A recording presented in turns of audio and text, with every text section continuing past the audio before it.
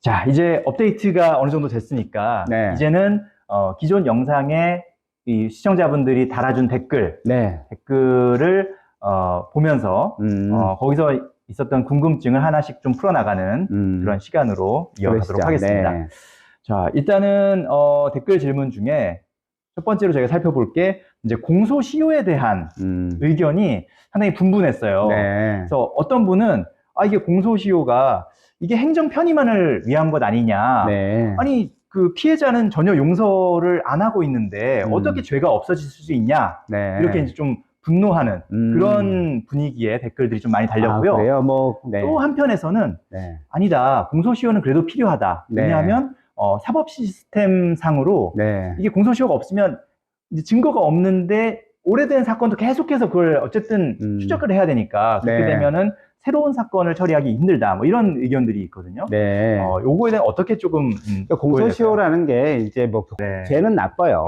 죄를 진 건 나쁜데 예. 이것도 우리가 그리고 그 범죄를 이제 처벌하려면 네. 증거가 있어야 되는데 그렇죠. 증거가 시간이 오래되면 없어져요. 없어지죠. 사람의 기억력도 없어지고 그렇죠. 증거물도 사라지고 예. 썩어 없어지고 그러거든요. 그러니까 우리가 통상적으로 할 수 있는 거를 보통 지금 뭐 15년짜리도 있지만 네. 그동안 10년, 뭐 7년, 5년 정도의 범위 내에서 우리가 그 범죄를 처벌하고 있는데 예. 우리가 뭐 무한대로 이게 범죄를 처벌하다 보면 생각지도 않은 많은 문제들이 생길 수가 있어요. 그리고 예. 진짜 우리 뭐 조선시대 걸 가지고 올 수도 없잖아요. 그렇죠. 예, 예, 그렇게 뭐 무한대로 할 수 없는 것이기 때문에 뭐 죄는 뭐 문제가 있지만 그래도 사회가 돌아가기 위해서는 어느 정도 시스템이 돼야 되고, 네. 그리고 처벌할 수 있는 증거나 사람, 뭐, 기억, 뭐 이런 것들 남아있을 때 처벌하는 것이지, 뭐 이런 것도 다 없어지고, 그런데도 불구하고 옛날 걸 꺼내서 네. 처벌한다는 것은 뭐,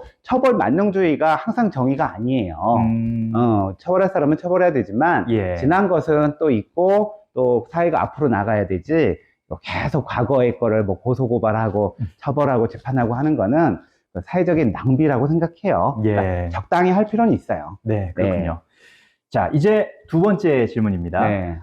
친족 간에 이렇게 법정 싸움이 생겨도 네. 유류분 상속이 되나요? 라는 네. 질문이거든요. 유류분 상속은 상속인이면 돼요. 그러니까 네. 지금 유류분을 받을 수 있는 사람은 직계 존비속, 네. 그다음에 배우자, 형제 자매까지만 가능해요.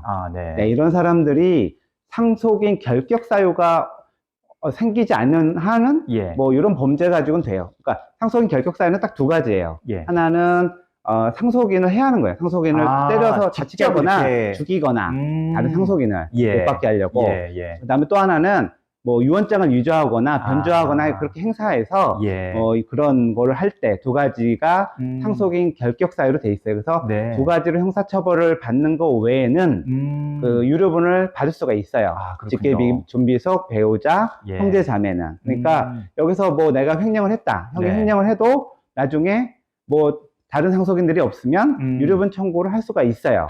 그렇군요. 때린 거나 죽인 게 아니라 횡령이었으니까. 네, 횡령이니까. 네, 그렇죠. 네. 횡령이거나 다른 범죄, 그러니까 그 무슨 재산범죄 같은 경우에는 예. 유류분 자격이 박탈되지는 않아요. 그렇군요. 네. 자, 이제 세 번째 질문입니다. 사실 네. 어떻게 보면 저도 되게 궁금했던 부분이긴 한데, 네. 어쨌든 앞서서 설명드렸던 것처럼 대질조사 중에 아버지가 박송 씨를 폭행을 했단 말입니다. 이런 경우에는 처벌이 가능한지? 처벌 받죠. 왜냐면은 일단은 뭐 이렇게 근데 자식이 부모를 때리면 존속폭행이라서 더 가중처벌을 받아요. 네. 그다음에 부모가 자식을 때려도 예. 처벌을 받아요. 그렇군요. 근데 이제 뭐 어렸을 때 부모가 애들 때리잖아요. 그렇죠. 이렇게 잘 크라고. 예. 요거는 이제 정당한 행위라고 해서 그거는 위법성 조각사유 좀 형법 교과서 나온 얘기지만 그거는 이제 사회적으로 상당한 행위, 그러니까 위법성이 없다. 그래서 이제 그런 거는 처벌받지 않지만 이것처럼 조사받으러 나와서 뭐 아들을 뭐 발로 깐 거가 조인트 깠나 봐요. 조인트 까고 때리고 욕하고 이런 것들은 처벌을 받을 수가 있어요. 이거는 지금 박송 씨가 어리지 않잖아요. 그렇죠. 50대죠. 50대인데 아버지가 훈육을 목적으로 때렸을 것 같지는 않아요. 일단 그런 훈육을 할 나이는 지났고 지금은 아버지는 형의 편에 서서 지금 얘기를 해주는 사람이고 지금 지금 박송 씨는 이제 피해자인데, 그렇죠. 아버지가 볼 때는 그 이제 균형을 어떻게 잡는지 모르겠지만, 균형추가 큰 형한테 가 있는 것 같아요. 그러니까 작은 애가 이 돈 좀 벌었다고 예를 들어서 우리가 볼 때 어마어마한 돈인데 그렇죠. 조금 더 가져가는 건 이해할 텐데 어마어마한 돈을 빼돌려서 뭐 그렇게, 왜냐하면 박송 씨가 번 건 맞잖아요. 그렇죠. 옆에 도와준 거는 맞지만 근데 뭐 아버지 입장에서는 형이 더 우선이고 이 작은 놈이 돈 좀 벌었다고 그 돈 좀 형이 좀 썼다고 이걸 가지고 고소하고 뭐 하냐 뭐 이런 생각을 하시는 거 아닌가라는 생각이 들어요. 근데 이제 그렇다 하더라도 뭐 지금 다 큰 자식을 뭐 가르치려고 훈육하려고 때렸을 거라고 보이진 않아요. 그래서 이거는 폭행죄로 처벌을 받는데, 폭행이라면 나중에 뭐 박송 씨가 처벌을 원하지 않는다면 처벌을 받지 않을 텐데 진단서를 내는 경우 그럼 상해죄가 되면 그거는 이제 처벌을 원하지 않더라도 처벌할 수 있어요. 진단서를 내냐 안 내느냐도 되게 중요하죠. 중요한 단순 폭행이냐 상해죄냐 이렇게 그렇지. 폭행이면 처벌 불원서를 내면은 처벌하지 않는데 뭐 이제 박송 씨도 나도 하나, 아버지도 이제 뭐 벌금 나오든지 뭐 재판 받아봐 그러면 진단서를 내면 돼요. 그렇군요. 진단서를 냈는지 안 냈는지는 잘 모르겠네요. 자, 그리고 그 다음 질문은 앞서서 이제 언급이 됐던 역시 친족 상도례 관련 규정. 이 친족 상도례 규정에 대해서 많은 분들이 분노를 하셨어요. 이제 아버지가 이제 그걸 약간 악용하는 것처럼 이제 비춰지다 보니까 많은 시청자분들이 이제 친족 상도례 같은 규정은 없어져야 된다 이렇게 또 극단적인 또 생각을 하시는 분 계시는데 이 부분은 또 어떻게 봐야 될까요? 뭐 그 아버지가 자기가 횡령했다고 해도 일종의 그건 자백이라고 할 수 있잖아요. 내가 했다. 근데 자백을 하려면은 자백만으로는 처벌 못해요. 자백과 이를 뒷받침할 수 있는 보강 증거가 있어야 돼요. 무조건 내가 잘못했다. 뭐 제가 잘못 안 해도 뭐 내가 사람 죽였다. 그러면은 내가 사람을 죽인 시체가 있어야 돼. 예를 들어서. 그 말만으로는 안 돼요. 그러니까 아버지가 내가 횡령했다. 내가 100억 횡령했다. 이렇다고 해서 그 횡령죄가 아버지한테 적용돼서 형면죄가 되는 것이 아니라 100억을 했으면 그러면 그 증거가 있어야 될 거 아니에요. 기록들이 있겠, 뭐 출금했거나, 내가 출금했거나, 인터넷 뱅킹하고, 뭐 그걸 관리하면서 이렇게 삥땅하고 이런 것들이 나와야 되는데 말만 가지고는 안 돼요. 아버지의 마음은 알겠지만 말만 가지고 자기가 그 아들의 죄, 자기 큰아들의 죄를 가져올 수가 절대로 없어요. 그런데 아무튼 이제 친족상도례라는 걸 이용하기 위해서 이렇게 말씀을 하시는 것 같은데 그 마음대로 안 되고요. 그다음에 친족상도례는 여기 1953년도부터 그러니까 우리 형법이 만들어진 때로부터 이제 계속 온 거고 그 사이에 우리 사회가 발전하고 또 가족 구성이 변했잖아요. 진짜 우리 그 동거 친족 이거는 사실 없잖아요. 그렇죠. 없고 그 다음에 최근 뭐 한동훈 장관도 뭐 이제 좀 바꿔야 된다 뭐 이렇게 얘기를 하시는데 뭐 좀 진작에 바꿨어야 될 문제인 것 같긴 해요. 그래서 처벌할 수 있는 사람은 그러니까 면제하는 사람은 아주 일부로만 하고 나머지는 한 4천을 넘어가면 대부분 이제 그냥 뭐 보통 사람하고 똑같이 그렇게 해야 지금 사회 변화와 맞다고 생각을 해요. 이전에 뭐 헌법재판소가 이거에 대해서 합헌으로 한 거는 아무래도 이제 그 헌법재판관들이 나이도 많으신 분들이어서 그 예전의 가치관을 그대로 이어받아서 하신 것 같은데 지금은 뭐 세상도 변했고 이런 환경에 따라서 우리 헌법재판소도 위원을 많이 하거든요. 그래서 과다하게 이거 뭐 어떻게 보면 나는 그 사람이 처벌 받았으면 좋겠는데 이런 조항 때문에 처벌을 못 받게 되면 그 사람의 재산권이라든가 우리 재산권은 우리 헌법에서는 그 아주 중요한 권리거든요. 이런 거를 뭐 행사하지 못하게 내 재산을 침해했는데도 처벌을 못하니까 그래서 하게 되면 뭐 위헌도 충분히 나올 수 있다고 생각해요. 결국은 국회에서 빨리 법을 바꿔서 친고죄 이런 것들도 시대에 맞게 개정해야 된다고 생각합니다. 그렇군요. 이런 게 또 어떤 한 계기가 돼서 좀 더 시대의 변화에 맞는 그런 법 개정이 또 이루어지는 그런 모습이 나타날 수도 있겠네요. 다음 또 질문입니다. 이 부분은 아마 이제 그 업데이트된 이후의 상황을 보고 이제 아마 댓글을 달아주신 것 같아요. 62억 원 횡령을 했는데 이제 아마 전 영상에서는 아마 이제 그 그 양형 기준이 네네. 최대 6년 4개월이고 네. 합의하거나 뭐 돈을 좀 일부 갚으면 네. 3년에서 5년 정도 받을 것 같다. 네, 이렇게 이제 네. 말씀하신 부분에 대해서 이제 특가 쳐버리면 7년 이상이고 61억 원 횡령인데 네. 이렇게 댓글을 달아주신 분이 계세요. 네. 예. 그래서 이제 그거는 이제 그러면 이제 그때는 21억인가가 돼 있었던 그렇죠. 거고 예. 네. 61억이기 때문에 우리 특경법에서 50억 넘어가면은 무기에서 5년 이상 가능하거든요. 아, 그렇군요. 네, 무기에서 5년 이상 가능하고 그래서 제가 양형을 보니까 대략 5년에서 8년 정도 나와 있는 것 같아요. 네, 그래서 제 생각에는 가족관계 고려하면은 대략 한 6, 7년 정도 이상은 나오지 않을까라고 생각하고 또 특경법에 걸리면 벌금도 병과될 수 있어요. 아, 그렇군요. 네, 그래서 자기가 횡령한 돈의 또 상당액이 벌금으로 부과가 되면 아마 양형도 한 7, 8년 정도 사시고 벌금도 부과가 되고 빨리 합의하시고 돈도 돌려주시는 게 본인이 양형을 낮추는데 도움은 되지만 아마 집행유예가 되거나 그럴 일은 없을 것 같습니다. 아, 그렇군요. 네. 자, 그리고 그 다음 질문도 상당히 예리한 질문인데 저희가 이제 뭐 돈이 많이 버는 미혼인 경우에는 좀 이런 점을 주의해야 된다. 이렇게 이제 조언을 드렸더니 어떤 분이 근데 이제 나이가 많이 들어서 이제 아마 노총각 노처녀인 경우에 아이를 낳지 못하는 상황이 될 수도 있고 그런 경우에는 만약에 입양을 했을 때 그 아이를 제1상속인으로 올릴 수 있느냐 이런 질문도 하셨어요. 지금 원래 입양은 혼자 사는 남자 여자는 입양을 못해요. 이제 이번에 이제 개정을 해서 이제 가능하게 되는데 이전에는 양 부모가 다 있어야 돼요. 양 부모가 있어야 되고 그다음에 들어온 애는 미성년자여야 되고. 아, 미성년자여야 되는 조건이 있군요. 그러니까 뭐 내가 우리 저기 성교자를 갖다가 이제 양자로 할 수는 없어요. 그런다고 해서 제가 상속인이 되거나 하는 건 없는 거군요. 아니, 양자가 되면 상속인이 되는데 양자가 못 돼. 아, 양자가 아예 못 되는군요. 미성년자여야 되니까 어렸어야죠. 아, 그렇군요.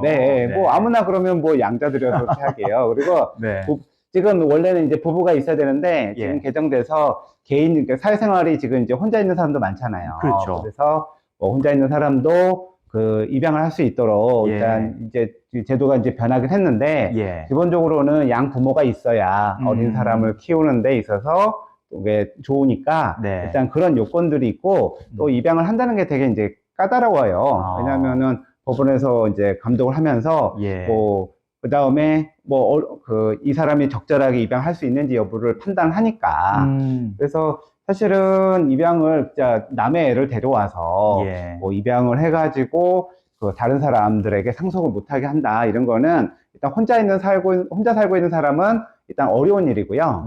거의 안 되는 일이라고 보시면 될 것 같고 그 다음에 제일 좋은 건 박성 씨도 그렇고 자기 애를 빨리 낳으면 돼요. 그렇죠. 이제 근데 이제 했으니까. 근데 이제 제가도 말씀드렸지만 그 애를 낳아야 밑으로 내려가고 부모한테 안 올라가거든. 그러니까 아이를 낳아야 되는데 입양의 방법을 생각해 볼 수가 있어요. 그러니까 지금 박성 씨가 열심히 애를 만들고 있지 않을까 생각이 드는데 그래서 뭐 낳으면은 이제 저쪽은 망한 거죠.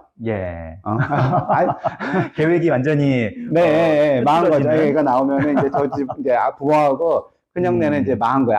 안 되는데 애를 낳으면 안 되는데 이렇게 그래서 결혼도 못 하게 하고 아마 내가 보기에는 박성 씨가 이렇게 바르게 살도록 더 강요했을 것 같아.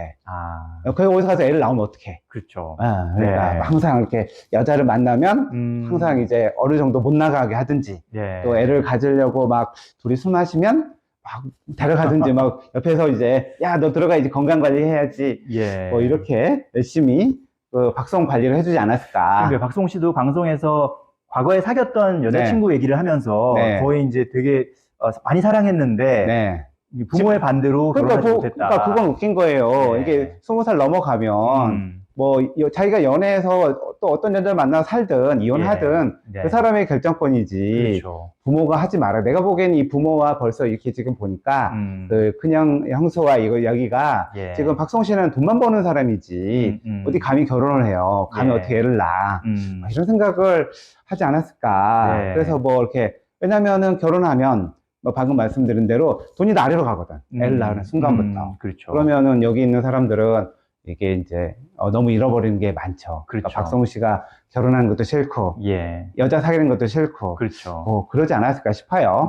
아마도 이제 뭐 이거는 하나의 추측입니다만 네. 뭐 부모 입장이나 혹은 형도 있고 동생도 있는 걸로 알고 있는데 동생도 있어요. 그 네. 가족들이 다 이제 아마 박수홍 씨의 어떤 그런 소득이나 네, 그거에 사는데 경제력에 상당히 많이 의존되어 네. 있는 상황인 것 같고 네. 부모 입장에서는 둘째의 그런 경제적 능력을 최대한 이제 활용을 해야죠. 우리 가족 집안 전체가 네, 잘 돼야지. 잘 사는 걸 바라지 않았을까. 그러니까 네. 뭐 그 작은 애, 이제 어차피 이제 결혼도 늦었으니까 너는 이제 돈만 벌고 희생하고 그렇죠. 네. 가족 전체가 잘 되면 뭐 손주들도 잘 되고 자기들도 편안하고 그래서 이렇게 보통 저 가족이 행복할 수 있는데 박성 씨가 생각을 바꿔 먹어가지고 막 횡령했네 고소하고 또 갑자기 결혼하고 나이 들어 결혼하고 뭐 애들까지 난다면 다른 사람들은 정말 절망스러운 거죠.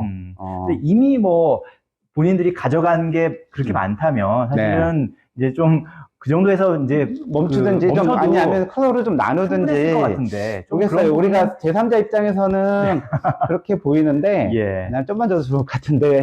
그러니까요. 네, 근데 뭐 아마 일단은 사람이 욕심이라는 게 한번 들어오면 못 내보내요. 네. 왜냐하면 다시 들어올 일이 없거든 그 돈이. 그렇죠. 그러니까 죽어도 못 주는 거죠. 나중에 주더라도 아마 끝까지 저항하지 않을까 싶어요. 네, 그렇군요.